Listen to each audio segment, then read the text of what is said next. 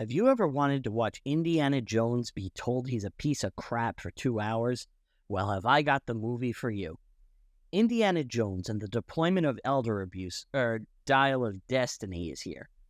I went into this movie with super low expectations after I saw a review that said Indiana Jones cowers in a corner.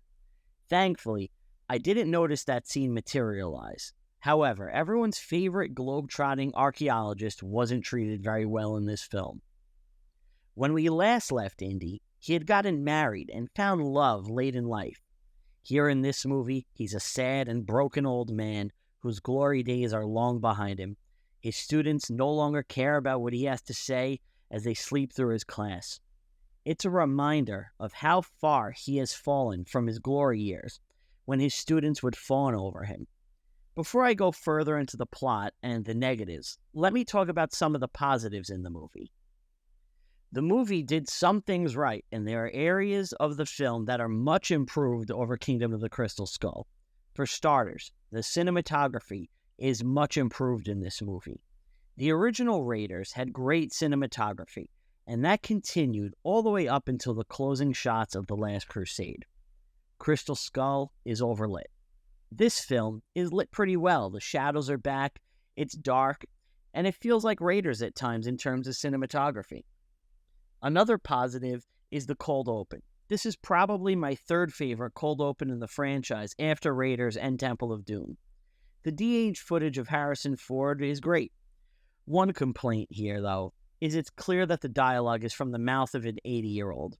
It doesn't sound like a man in his 20s or 30s. It's as normal sounding as Ezra Miller recording himself in a car. Hi, this is Ezra Miller, aka the Bengal Ghouls, the Mad Goose Wizard. The John Williams score is great, and the action is pretty Spielbergian too. There's a lot of cause and effect style scenes, and it's all well staged. Unfortunately, one aspect really ruins the entire movie. I don't want to pile on the actress, but by far the worst thing in the movie is Phoebe Waller-Bridge's Helena Shaw. Her character drags the movie to rock bottom, and she ruins almost every scene she's in. The action scenes with her aren't believable at all. She feels like someone who's never done anything athletic in her life, and believe me, I can tell. I don't buy her as a cunning, clever, or physically capable force, despite how badly the movie wants us to believe she is. At one point, they have her character say the traits they want the audience to believe she was endowed with. She says she's daring, beautiful, resourceful, and self-sufficient. You can give a character all those traits, but if they have to say it out loud, it's like they're projecting, and they desperately want the audience to believe it too. Her character is your typical modern, strong female character, which means she's the best at everything, she's never in danger, and she always gets the last word in any argument. Marion Ravenwood was a capable character.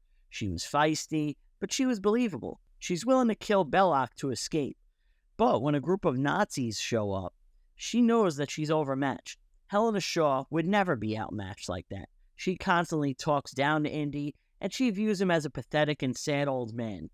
She gets the bulk of the action scenes when they're together too. She jumps on cars and does all the cool stuff that Indiana Jones used to do. They really wanted to set her up as the next Indiana Jones, and they even gave her her own short round. It's spoiler talk from here on out, as I'm going to go over some of the bigger plot points in the movie. It's revealed the villain of the movie, an ex-Nazi, wants to use the Dial of Destiny to go back in time and kill Hitler and become the new Fuhrer. This puts Indiana Jones in a position where he is trying to save Hitler. But they never say it directly or play it like the funny concept it is. Unfortunately for our villain, he's miscalculated where the hole in space-time would be, so he brings everyone to ancient Sicily as they're being invaded by Romans. The Romans, on their ancient ships, managed to shoot down Nazi planes. This is a history channel, so let's talk about the weaponry the Roman Navy had at that point in time in 200 BC. They had boats capable of ramming, but they also had ballistas. The biggest ballistas ever made shot giant bolts up to almost 180 pounds. Unfortunately, there's no way an arrow, even one that big, could get up high enough to pierce the shell of a bomber, which flew at an average of 25,000 feet in World War II. It's a silly thing, and if you think about it for 10 minutes, it all falls apart pretty quickly. After the Nazis are killed by the Romans, Indiana Jones, who was shot, wants to stay behind and live out his last days in the past.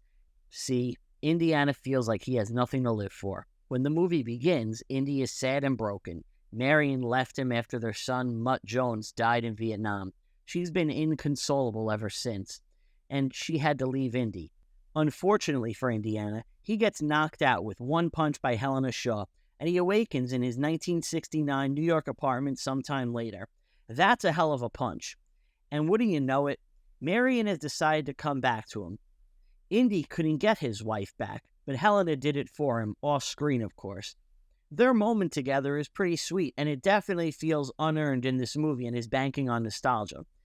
The movie ends with Indiana Jones facing his toughest test, getting an erection as an 80-year-old man in a pre-Viagra world. Overall, Indiana Jones and the Dial of Destiny is a film that shot itself in the foot. It had the titular hero return for one last go, but it just didn't make the most of the opportunity. Instead of letting his last memory be riding off into the sunset with his friends and family, or even getting married, our last adventure with Indy was him being talked down to and overshadowed by his co-star. Indiana Jones deserved better. And when you think of him, I hope you think of his ride off into the sunset in The Last Crusade and not this movie.